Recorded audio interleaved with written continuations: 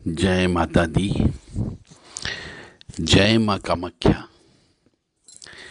देव Radha trust Satyavani channel के CA doctor Ashok Kumar Gupta YouTube channel से आप अपनी समस्या सुनते हैं, समस्या के उपाय भी आप सुनते हैं और हमें जो दुख मिलते हैं, कष्ट मिलते हैं, परेशानी मिलती है, इसके बारे में भी अक्सर सुनते रहते हो।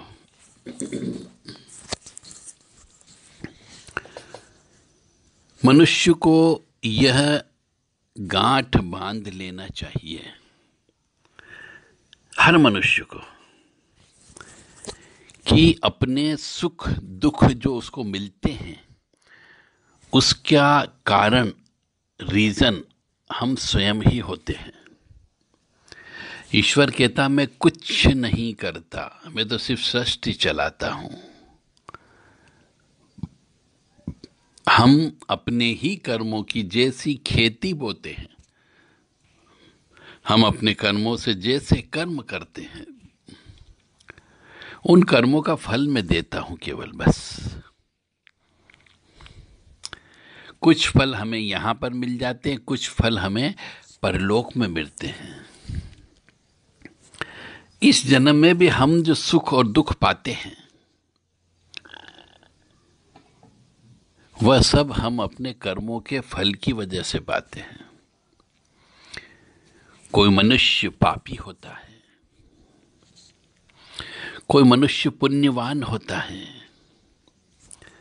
तो जो पापी मनुष्य होता है उसको इसलिए कष्ट मिलता है कि पिछले जन्म में वो ऐसे बीज बो करके आया था जिससे उसे कांटे मिलना थे। अब वो वृक्ष तो धीरे धीरे बड़ा होता ही है, चाहे पुण्य का हो चाहे पाप का हो। कर्मों की खेती होती है। अब जब उससे पके हुए वृक्ष से पके हुए फल मिलते हैं, अब वो चाहे कड़वे हो तो भी खाना पड़ेंगे, कांटे वाले हो तो भी खाना पड़ेंगे, यानी कष्ट तो भोगना पड़ेगा। और रसदार फल यदि लगा करके आए हो, पिछले जन्म में पुण्य कर्म करके आए हो, तो आपको फल पकने पर ऑटोमेटिकली रसदार मीठे फल आपको मिलेंगे, जिससे आप मस्तिष्क, ज्ञान, वैराग्य, भगवान की भक्ति, ये सब करोगे। तो हम अपने ही कर्मों से इस लोक में और परलोक में सुख और दुख पाते हैं। लेकिन हम सब कभी भी अपने दोष को नहीं देखते। अरे कभी तो कान पकड़ करके सोचो कि हाँ भगवान, मैंने पाप कर्म किए थे, प्रायश्चित कर्म तो करो। कभी मंदिर जाकर के भगवान के सामने कान पकड़ो, त्राहि माम त्राहि माम, हाँ मैंने गलती की है, उसका फल मैं भोग रहा हूं। चाहे आपको नहीं मालूम कि पिछले जन्म में आपने क्या पाप कर्म किया था, पर फिर भी आपको नहीं मालूम होते भी भगवान के सामने जाके कान पकड़ो और समय को दोष मत दो, काल चक्र को दोष मत दो, ईश्वर को दोष मत दो। अधिकांशतः मनुष्य जब परेशान हो जाता है तो कहने लगता है कि हमारा भाग्य ठीक नहीं था, हमारा समय ठीक नहीं था, या समय ठीक नहीं है, तो कभी अपने कर्म पर दोष देते हैं और कहने लगते हैं कि हमारे कर्मों में अथवा भाग्य में ही ऐसा लिखा या बंधा हुआ था। ऐसा बोलने लगते हैं कि हमारे भाग्य में ही ऐसा लिखा हुआ है, तो क्या करें। जब हम मेहनत करते हैं और सफलता नहीं मिलती, बार बार मेहनत करते हैं फिर भी सफलता नहीं मिलती है, तो फिर हम अपने कर्म पर आ जाते हैं, भाग्य पर आ जाते हैं। उस समय भी ईश्वर को मान लिया करो। ईश्वर पे मिथ्या झूठा आरोप मत लगाओ। पर मनुष्य वहां भी पाप कर्म करने लगता है। जब वो असफल हो जाता है तो ईश्वर पर मिथ्या झूठा दोष लगाने लगता है और कहने लगता है कि यह सब ईश्वर की मर्जी थी अथवा ईश्वर ही सब कुछ करता है। तो पहले क्यों अपने आप को आप कर्मवादी बन गए कि मैं जैसा कर्म करूंगा वैसा फल प्राप्त करके दिखाऊंगा। परमपिता परमात्मा है, वो तो सबको एक ही निगाह से देखता है। उसके लिए कोई भी धर्म, कोई भी छोटा बड़ा, सेठ या गरीब अमीर कुछ नहीं होता है। सबको एक ही भाव से, एक ही रस्सी से वो हाँकता है। चाहे हम अच्छा करें या बुरा करें, चाहे हम इसी जगह नरक भोगें या स्वर्ग भोगें, परंतु भगवान अपना साथ कभी नहीं छोड़ता। जिस दिन वो साथ छोड़ देगा तुम्हारी सांसें चलना बंद हो जाएगी। इसीलिए तो उसे परम पिता परमात्मा हम कहते, परमेश्वर।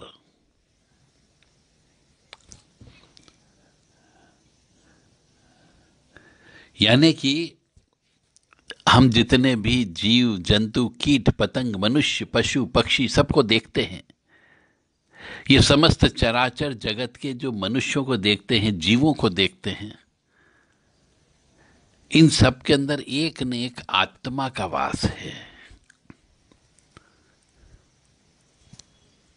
अब जब आत्मा का वास है तो वह आत्मा परम पिता परमात्मा का अंश है। यानी परम पिता परमात्मा आपके पास में ही है और आपको देख भी रहा है। आप जो कर्म कर रहे हो, चाहे पाप कर्म करो या अच्छा कर्म करो, चाहे रात के अंधेरे में करो या दिन के उजाले में करो, चाहे बंद कमरे में करो, चाहे दरवाजा खुला करके करो। और कई बार तो मनुष्य पाप कर्म मन से करता है, प्रत्यक्षता नहीं करता। मन से पाप कर्म कर लिया, मन से किसी के साथ सहवास कर लिया, मन से किसी के कपड़े उतार दिए, मन से चोरी कर ली, मन से एक्सीडेंट कर दिया। तो ये क्या है? यदि आप मन से भी करोगे तो भी ईश्वर तो उसको देख रहा है ना, आपके मन को पढ़ रहा, क्योंकि ईश्वर आपके अंदर ही निवासरत है।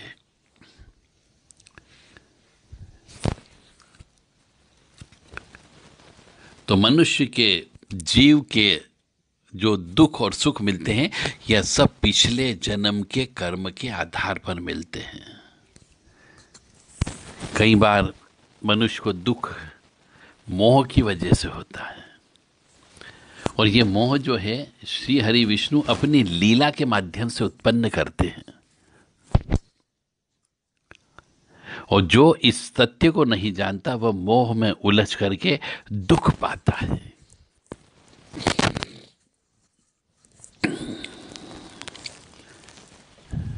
क्योंकि जितने भी आत्मा है वो सब परमात्मा का अंश है, यानी परम आत्मा ने ही धारण किया हुआ है।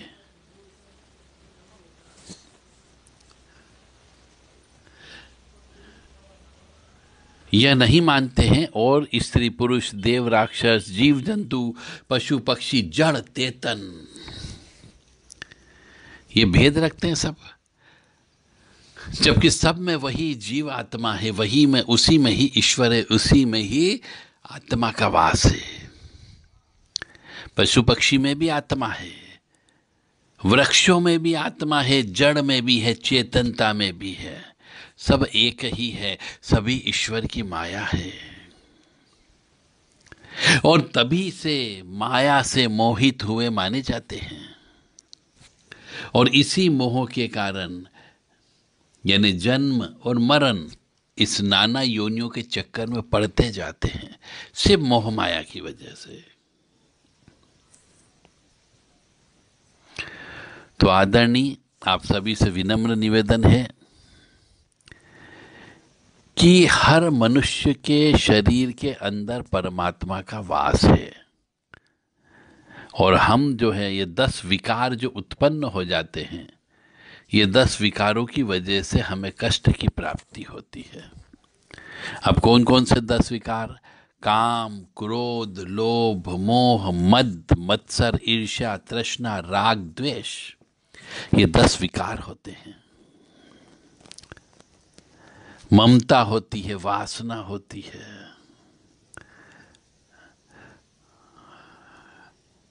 तो मनुष्य योनि में कर्मों के अनुसार बांधने वाली जो ममता है,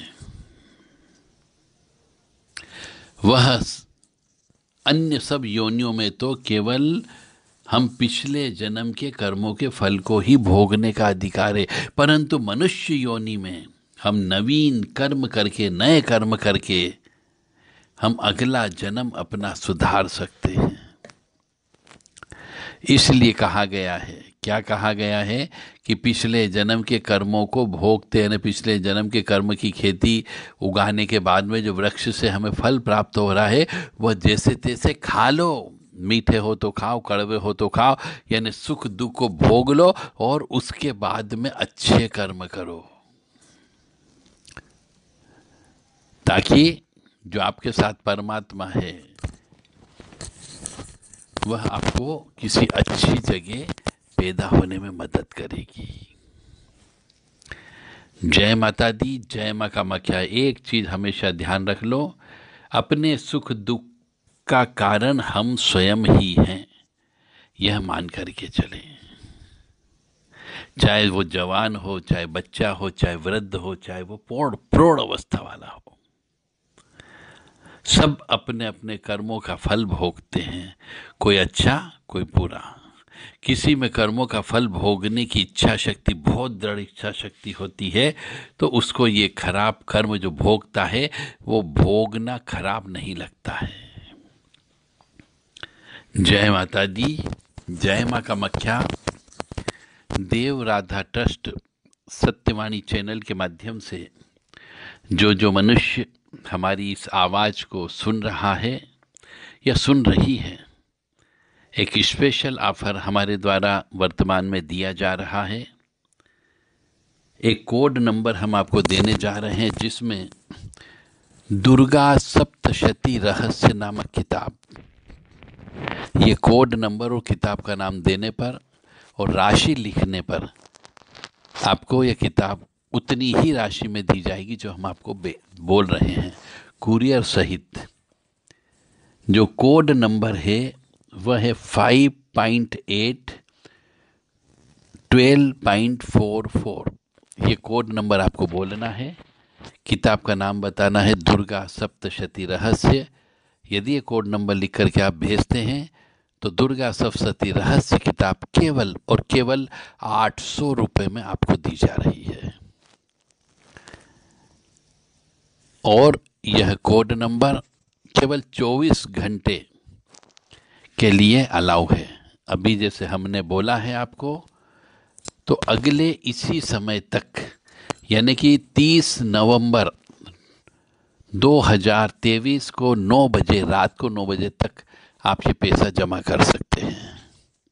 तो आपको एक दुर्गा सप्तशती रहस्य, नवरात्रि रहस्य, बीजात्मक दुर्गा सप्तशती रहस्य और गुप्त सप्तशती रहस्य, ये एक ही किताब है। यह किताब आपको केवल और केवल 800 रुपये में प्रदान की जा रही है।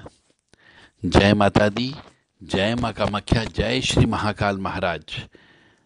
हमारे वीडियो को सुनते रहें और यदि अच्छे लगते हो तो अपने भाई बंधु को भी भेजते रहें, ताकि उनके जीवन में कष्ट कम से कम आए। हमारा उद्देश्य है आप सुखी रहें, स्वस्थ रहें, प्रसन्न रखें, यश दे, कीर्ति दे और मान सम्मान दे। हम भगवती से प्रार्थना करेंगे कि आपको स्वस्थ रखे। जय माता दी, जय मां कामाख्या।